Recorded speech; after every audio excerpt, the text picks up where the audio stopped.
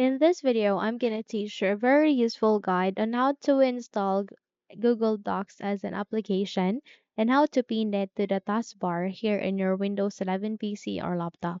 So without any further ado, let's begin. So firstly, you need to navigate at the bottom search bar and type for Chrome. Once you've typed it, please wait until a best match would appear, and once it's here, please click on Open to continue.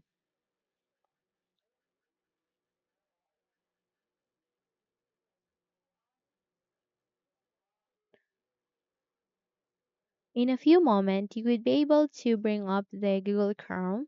Please wait until everything are set here before we proceed. So once everything are ready, please navigate at the upper right side of that. You can see an icon like this. Please click on it to bring up this window which contains all of the featured Google apps. From here, you need to scroll down and locate for Docs, which is in my case it is being placed here next to Sheets. So click on it. And in that way, you would be able to be redirected to the Google Docs where you can see all of this one, where you can start a document, you can write a business letter, you can type a resume and letter as well, and as well as this one, which is a project proposal and more. So in order to install this as an application, all you need to do is you need to navigate at the upper right side of that. You can see there are three dots. Please scroll down, okay, and locate your cursor to cast, save, and share. And the moment you locate your cursor here, you would be able to bring up this install page as application. So click on it, and from here, click on install and wait for a few moments until this window would appear, which means that you have successfully installed it as an application. So by that, close the window. And if you will check it here at the desktop, you can also see that the Google is being placed here.